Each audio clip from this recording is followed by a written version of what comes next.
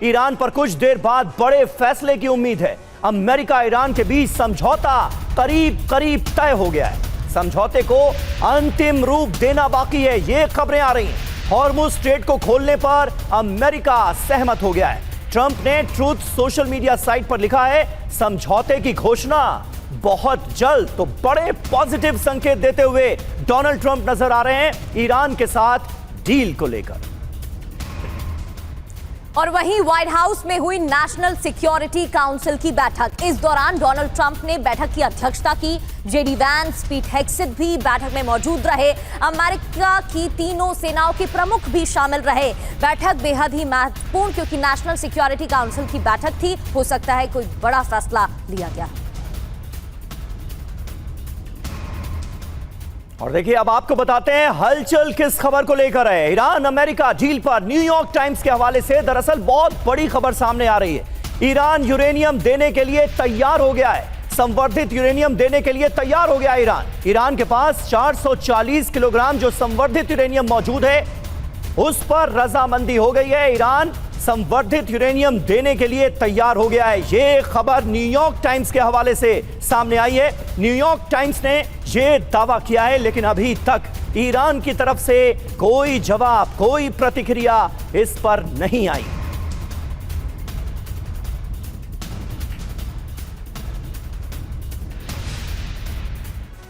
तो क्या वाकई हो गया ये नामुमकिन मुमकिन हो गया क्या? ईरान अमेरिका डील फाइनल हो गई क्या? न्यूयॉर्क टाइम्स दावा क्या कर रहा है? ईरान ने संवर्धित यूरेनियम देने पर सहमति जता दी। अमेरिका चाहता है ईरान संवर्धित यूरेनियम खत्म करे। ट्रंप ने दावा किया कि अमेरिका ईरान डील के हम करीब पहुंच गए। यूरेनियम कैसे हटेगा, फैसला अगली बातचीत में होगा। ईरान इस मुद्दे के बाद के चरण में रखना चाहता था। ईरान चाहता था कि यह मुद्दा बाद में डिस्कस हो। बिना यूरेनियम सैन्य कार्रवाई फिर शुरू हो सकती है। ईरान के परमाणु ठिकानों पर हमले के विकल्प तैयार हैं। कितना संवर्धित यूरेनियम है? 440 किलो संवर्धित यूरेनियम। और यह अमेरिका ईरान के बीच झगड़े की बहुत बड़ी वजह है। 60% संवर्धित यूरेनियम है। ईरान ने पहले भी यूरेनियम दिया। 2015 की बात करें तो ओबामा, तत्कालीन राष्ट्रपति बराक ओबामा के साथ जो डील हुई थी उसमें ईरान ने यूरेनियम सौंपा था। 2015 में ईरान ने यूरेनियम रूस को सौंप दिया था। और हमारे साथ तमाम खास मेहमान मौजूद हैं। भरत बरई हमारे साथ जुड़ गए हैं, प्रोफेसर हैं, अमेरिका से हमारे साथ लाइव हैं। भरत जी, सबसे पहले तो आपसे जानना चाहूंगा, न्यूयॉर्क टाइम्स ने यह जो खबर दी है कि ईरान और अमेरिका के बीच डील लगभग फाइनल हो चुकी है, बस अब कुछ बातें हैं जिनको फाइनलाइज किया जाना अभी बाकी है, लेकिन इस खबर पर कितना यकीन किया जाए? डोनाल्ड ट्रंप ने इससे पहले भी दावे तो बहुत बड़े बड़े किए, लेकिन वो झूठे साबित हुए। अब न्यूयॉर्क टाइम्स की इस खबर में आपको कितना दम नजर आ रहा है? अमेरिका में इसे कितनी गंभीरता से लिया जा रहा है? क्योंकि ईरान की तरफ से अभी कोई रिएक्शन इस पर नहीं आया। आपकी बात सही है। न्यूयॉर्क टाइम्स ने बताया है ईरान के पास 3 विकल्प थे जी। जो अपने पास यूरेनियम है 60% एनरिच, या रशिया को दे दे, क्योंकि राष्ट्रपति पुतिन ने 2 बार बोला है कि रशिया और यूरेनियम लेने के लिए तैयार है, जैसा उसने 2015 में किया था। दूसरा विकल्प ये था कि ईरान ये यूरेनियम उसको डाइल्यूट कर सकता है और 5% से ज़्यादा कम करते हैं तो इलेक्ट्रिसिटी के लिए, पीसफुल न्यूक्लियर एनर्जी के लिए उसका इस्तेमाल हो सकता है। और तीसरा ये था कि वो अमेरिका को दे दे।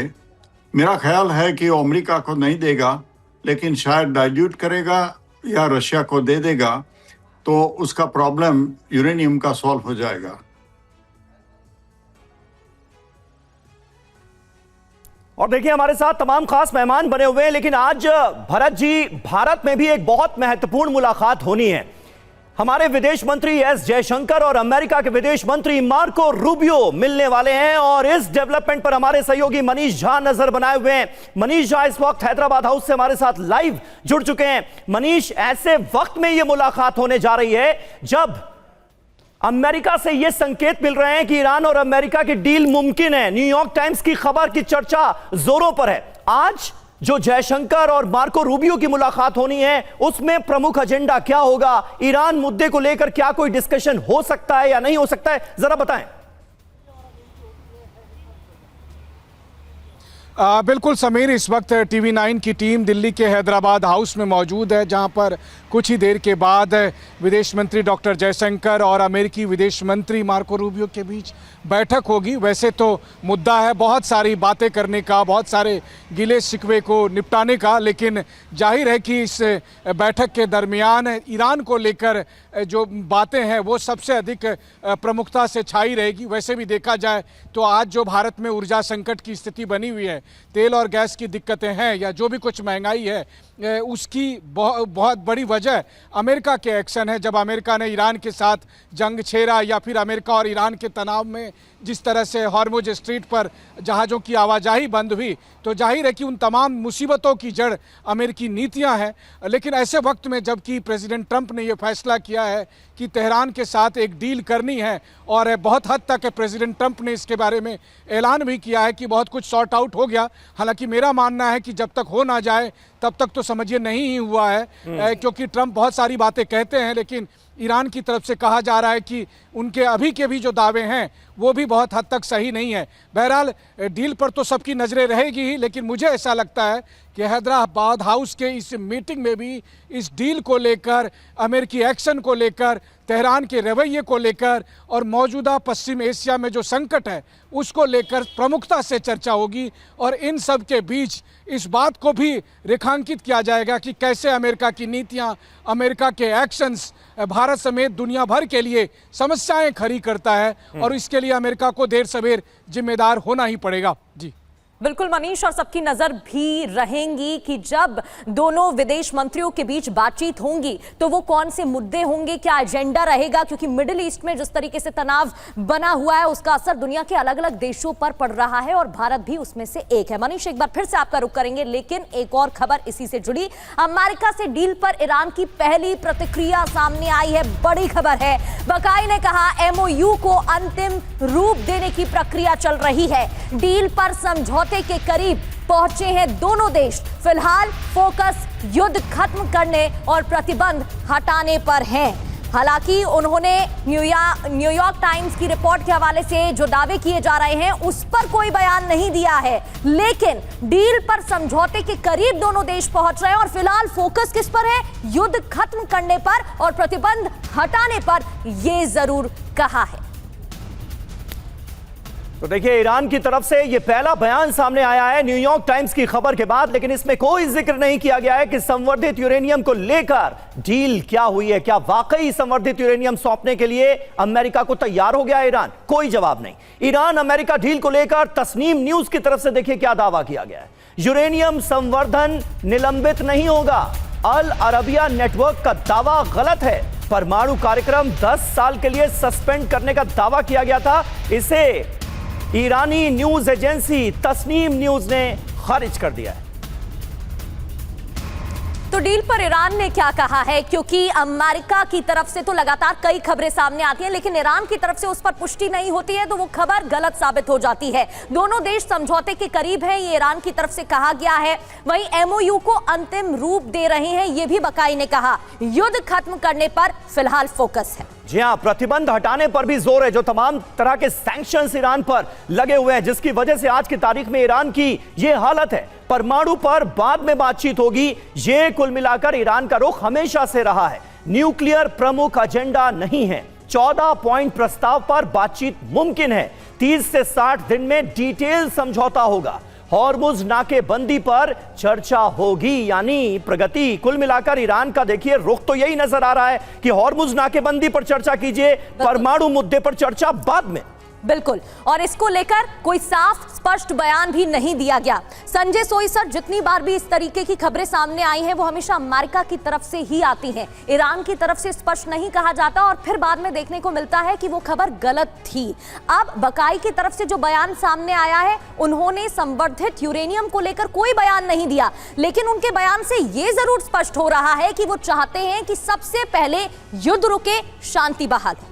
देखिए प्रकृति जी, बिल्कुल आपने ठीक कहा कि पहले भी कई बार इस तरह के बयान आए हैं कि ईरान शांति के लिए छटपटा रहा है, शांति के लिए तैयार है, अगले 2 दिन में शांति हो जाएगी, और फिर कहीं नहीं होती और बातचीत वहीं की वहीं रह जाती है। कभी कहते कल अटैक हो जाएगा, फिर बाद में कहते बाकी लोग कह रहे सीज फायर कर लेंगे।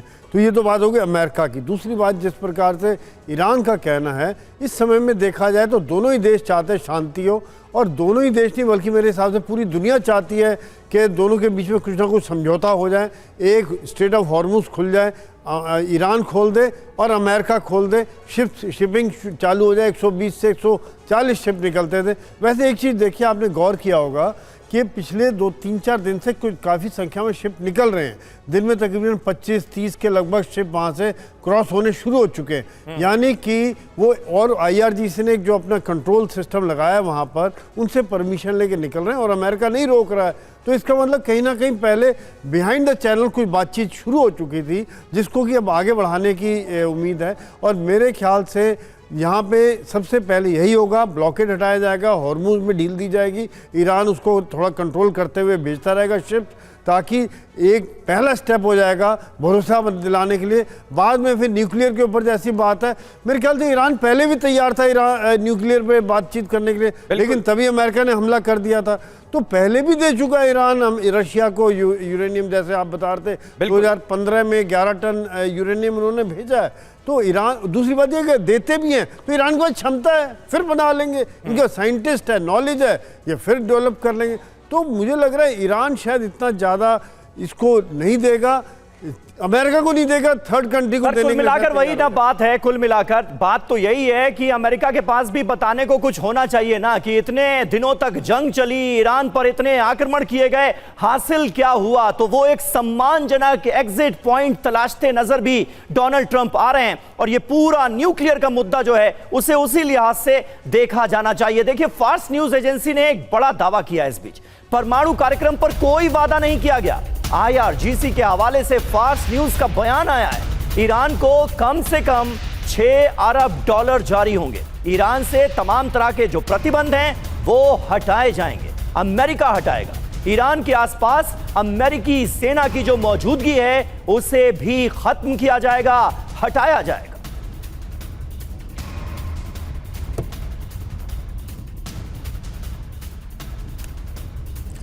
और बड़ी जानकारी यह भी कि डोनाल्ड ट्रंप ने 9 देशों के राष्ट्राध्यक्षों से बात की है।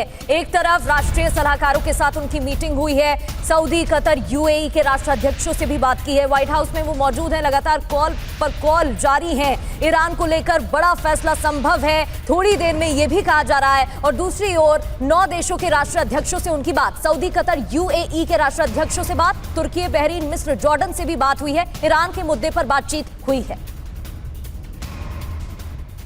तो ये अहम डेवलपमेंट है। कल जेडी वेंस, कुशनर और कालीबाफ के बीच बातचीत हुई, शांति समझौते के मसौदे को मंजूरी दी गई। इस बातचीत में यह खबर आ रही है, मसौदा अंतिम मंजूरी के लिए ट्रंप और मुश्तबा के पास है, यानी आखिरी फैसला डोनाल्ड ट्रंप और ईरान के सुप्रीम लीडर मुश्तबा खामनेई को लेना है। द वॉशिंगटन टाइम्स के हवाले से ये खबर सामने आ रही है, मतलब बहुत कुछ ऐसा है जो तय हो चुका है, फाइनल मुहर बाकी है। इस खबर से तो यही प्रतीत हो रहा है।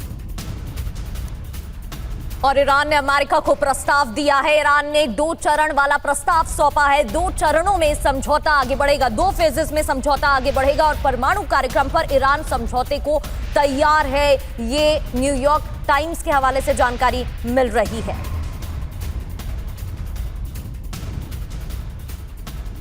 देखिए, अमेरिका को ईरान का 2 चरण वाला प्रस्ताव, अब इस प्रपोजल में क्या क्या बातें कही गई इसकी पूरी डिटेल हम आपके सामने रखने जा रहे हैं, ऐसे वक्त में जब कहा जा रहा है कि बात बहुत हद तक बन गई है। ये देखिए, चरण 1, युद्ध नाकेबंदी की आधिकारिक समाप्ति हो, मतलब ये घोषित कर दिया जाए कि नेवल ब्लॉकेड भी हटेगा, युद्ध भी आगे नहीं होगा, ईरान को युद्ध का हर्जाना दिया जाए, ईरान हॉर्मुज स्ट्रेट खोलेगा, टोल का प्रस्ताव नहीं है, यानी टोल वसूली नहीं होगी। अगर इस चरण में इन सारी बातों पर रजामंदी हो गई तो अपने आप में यह बड़ा डेवलपमेंट होगा। बिल्कुल। और चरण 2 की बात करें तो वो दूसरा फेज क्या है? 10 साल के लिए ईरानी यूरेनियम एनरिचमेंट प्रोग्राम बंद, क्योंकि पहले अमेरिका की तरफ से 10 साल साफ किए गए थे। परमाणु हथियार विकसित नहीं करेगा ईरान, ये साफ मना किया गया है। यूएस को यूरेनियम एनरिचमेंट को मान्यता देनी होगी। जी हाँ, तो कुल मिलाकर देखिए ये डिटेल्स फिलहाल सामने आ रही है। 2 चरण वाला ये पूरा का पूरा प्रपोजल, रजामंदी हो गई है क्या? संवर्धित यूरेनियम पर बात बन गई है क्या? ईरान ने अभी तक कंफर्म नहीं किया है। ट्रंप ने ईरान का नक्शा इस बीच पोस्ट किया है। ईरानी नक्शे में अमेरिकी झंडे की तस्वीर। इस पोस्ट पर ट्रंप ने लिखा United state of middle east. ये देखिए, तो ऐसे वक्त में जब बातचीत हो रही है और कहा जा रहा है कि हम काफी हद तक नतीजे पर भी पहुंचते नजर आ रहे हैं, सहमति बनती नजर आ रही है। डोनाल्ड ट्रंप तो डोनाल्ड ट्रंप है। United states of the middle east, आपको याद होगा इससे पहले हॉर्मुज स्ट्रेट को भी ट्रंप स्ट्रेट घोषित कर दिया था डोनाल्ड ट्रंप ने। एआई जनरेटेड तस्वीरों और मॉफ की गई पिक्चर्स पर काफी ज्यादा रिलाई करते हैं डोनाल्ड ट्रंप। तस्वीर एक और पोस्ट की गई है उनकी तरफ से, और इस तस्वीर के जरिए वो बताने की कोशिश कर रहे हैं कि पूरे मिडिल ईस्ट में चलेगी तो सिर्फ अमेरिका की।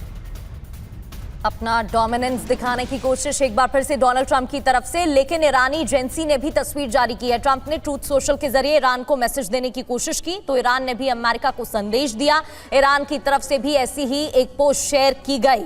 ये पोस्ट जिम्बाब्वे में ईरानी एम्बेसी ने शेयर की है। इसमें अमेरिकी मानचित्र में ईरानी झंडा दिखाया गया है, यानी कि डोनाल्ड ट्रंप ने ईरानी मानचित्र में अमेरिकी झंडा लगाया तो ईरान ने अमेरिका के मैप पर ईरानी झंडा लगाकर पोस्ट किया है।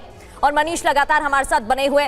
मनीष, एआई के जरिए बयान देने की जो लगातार तस्वीरें सामने आ रही हैं, अब उसमें एक और नई तस्वीर जहां डोनाल्ड ट्रंप की तरफ से यह दर्शाया गया है कि मिडिल ईस्ट में किस तरीके से उनका दबदबा कायम है। हालांकि इस पर तो कोई पुष्टि नहीं हुई है कि ईरान की तरफ से वाकई में यह साफ कर दिया गया है कि यूरेनियम वो सौंपेगा या नहीं। लेकिन अगर ऐसा होता है मनीष, तो वो कौन सा महत्वपूर्ण फैक्टर है जिसकी वजह से ईरान झुका है? क्या हॉर्मुज स्ट्रेट में नाकाबंदी को मास्टर स्ट्रोक की तरह देखा जा सकता है? देखिए, मुझे नहीं लगता है कि ईरान किसी भी शर्त पर झुका है, और बल्कि अगर कहा जाए तो आज की तारीख में अमेरिका को दबी जुबान में ये स्वीकार करना पड़ेगा कि जंग में उसकी हार हुई है। और अब स्थिति यहाँ तक बन गई है कि बहुत हद तक ईरान के शर्तों के मुताबिक अमेरिका डील करने को विवश हुआ है। मेरे गुरुजी मुझे एक बात कहा करते थे कि जब मजदूर अपने मजदूरी के लिए विरोध प्रदर्शन करते हैं और उस पर सुरक्षा बल की तरफ से लाठियां चलती है, तो उसके बाद से मांग मजदूरी की वृद्धि नहीं रह जाती है, बल्कि ये होने लगती है कि सुरक्षा बलों पर कार्रवाई करो, हमें मुआवजा दिए जाए, वगैरह वगैरह। ठीक उसी तरह से देखिए तो कहाँ तो ये युद्ध शुरू हुआ था इस बात पर कि ईरान के पास परमाणु हथियार नहीं होने चाहिए, परमाणु कार्यक्रम बंद करने होंगे, मिसाइल कार्यक्रम बंद करने होंगे, रिजीम चेंज करना होगा, वगैरह वगैरह। मांगों की बड़ी लंबी लिस्ट थी। और यहाँ तो बात शुरू हो गई कि भैया पहले तो हॉर्मुज का रास्ता दे दो ताकि जहाज आ जा सके और दुनिया से तेल संकट खत्म हो, जो 28 फरवरी से पहले, युद्ध से पहले कहीं कोई ऐसी स्थिति नहीं थी। तो आज की तारीख में अमेरिका को इसलिए डील के लिए विवश होना पड़ा है क्योंकि दुनिया भर से अमेरिका पर दबाव है कि आपके एक्शन की वजह से, आपके युद्ध की वजह से पूरी दुनिया पर तेल संकट आया है, इसलिए हर हालत में आप हॉर्मुज स्ट्रीट को खुलवाइए। पहली बात। बिल्कुल तो दूसरी बात है कि ईरान ने कह दिया है कि हम सरेंडर नहीं करेंगे। तो वैसी स्थिति में ईरान को इस वक्त जो उनकी डिमांड थी, बहुत हद तक ट्रंप उसी में कॉम्प्रोमाइज करके अपने लिए एक एग्जिट रूट देख रहे हैं। लेकिन हाँ, मुझे डर इस बात से है कि इससे समस्या का हल खत्म नहीं होने वाला है। मनीष, हमारे साथ air vice marshal OP Tiwari ji भी मौजूद हैं। तिवारी जी, इस पूरे डेवलपमेंट को आप कैसे देखते हैं? और बिल्कुल मनीष ने यह बात सही कही, जंग जिस बिना पर छेड़ी गई वो मुद्दे तो बिल्कुल अलग थे। रिजीम चेंज होना, न्यूक्लियर पावर नहीं बन सकता ईरान, आज हम देख रहे हैं वो बातें दरकिनार हो रही हैं। और जो जंग का बाई प्रोडक्ट था हॉर्मुज स्ट्रेट, वही असल मुद्दा नजर आ रहा है, क्योंकि पूरी दुनिया की नाक में दम कर दिया है इस मुद्दे ने। किस तरह से ये डील आगे बढ़ती हुई आप देखते हैं? समीर देखिए, बिल्कुल सहमत हूँ। अमेरिका के पास खाली दो ही मुद्दा था, जिसकी न्यूक्लियर की बात कर रहे थे और मिसाइल की बात कर रहे थे। बाकी सब मसले जो थे ये इजराइल के थे। इजराइल की वजह से ये वॉर में आए थे।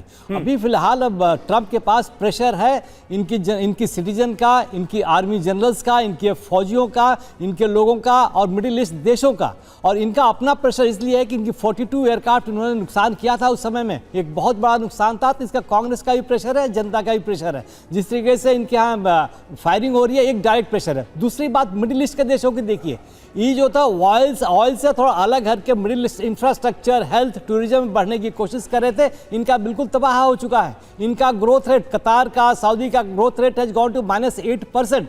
तो इनका प्रभाव है, बिकॉज जो परेशानी जो अमेरिका को नुकसान हुआ, ईरान को नुकसान हुआ, लेकिन मिडिल ईस्ट के देश है, इनकी तो अभी आर्थिक स्थिति काफी तबाह हो गई है। ये गनीमत है, लेट आए, लेकिन इनका प्रेशर ट्रंप के ऊपर अवश्य है, बहुत ज्यादा है।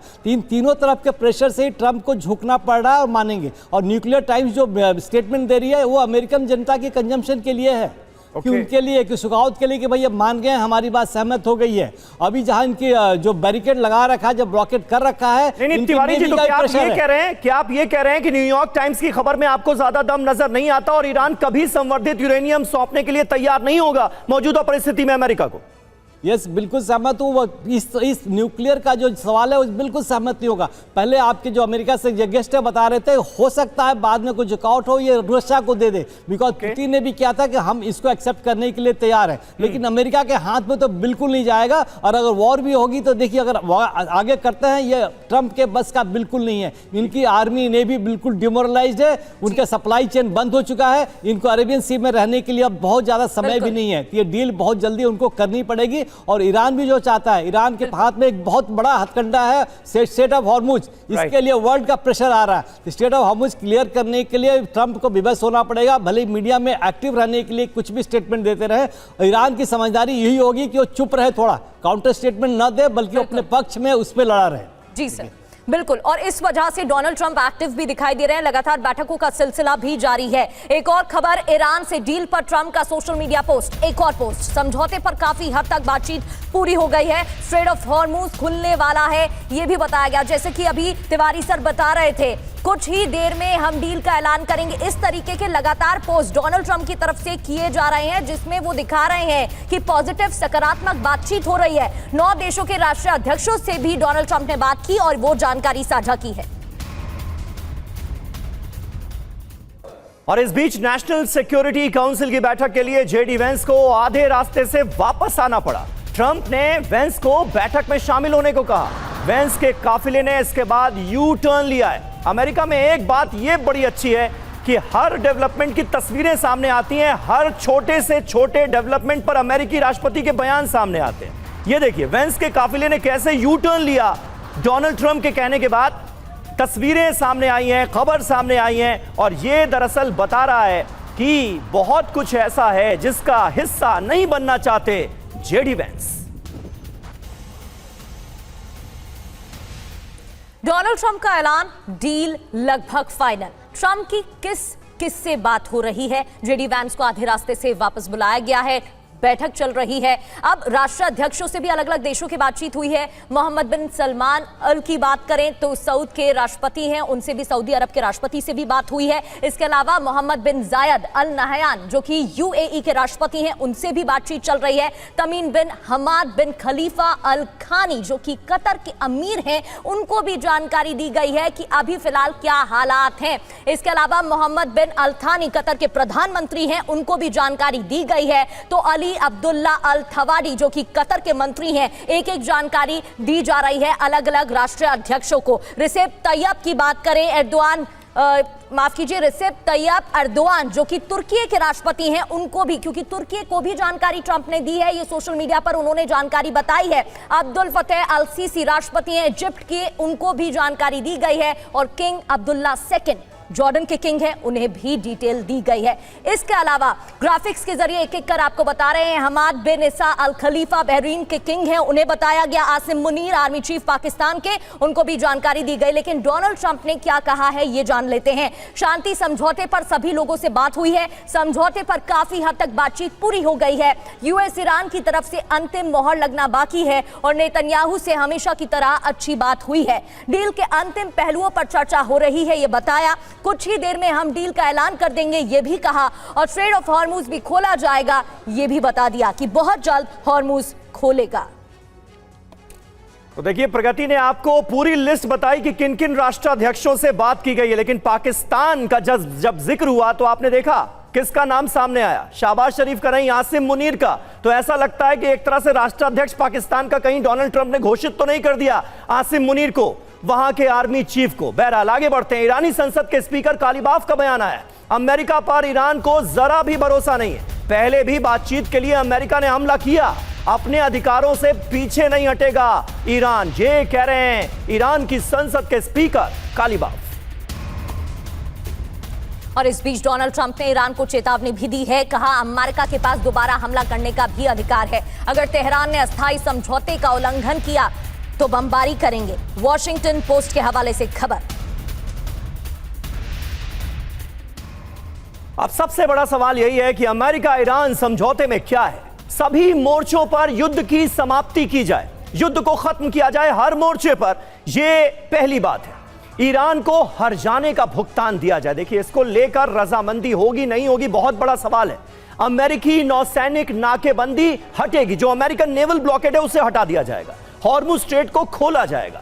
ईरान के पास से अमेरिकी सेनाओं की वापसी होगी, जो डिप्लॉयमेंट है उसे हटाया जाएगा। इसके बाद ही दोनों पक्ष परमाणु मुद्दे पर चर्चा करेंगे, यानी फेज 1 में जो समझौते, जो शर्तें सामने आई हैं उस पर अमल हो जाएगा और उसके बाद फिर सेकंड फेज के लिए आगे बढ़ेंगे। अल जजीरा के हवाले से यह खबर सामने आ रही है। और डील के बीच IRGC पूरी तरह से तैयार। अमेरिका से लड़ने की भी तैयारी चल रही है। नए तरीके से हमला IRGC करेगा। ईरानी न्यूज एजेंसी तस्नीम के हवाले से खबर। अमेरिका से लड़ने की भी तैयारी चल रही है।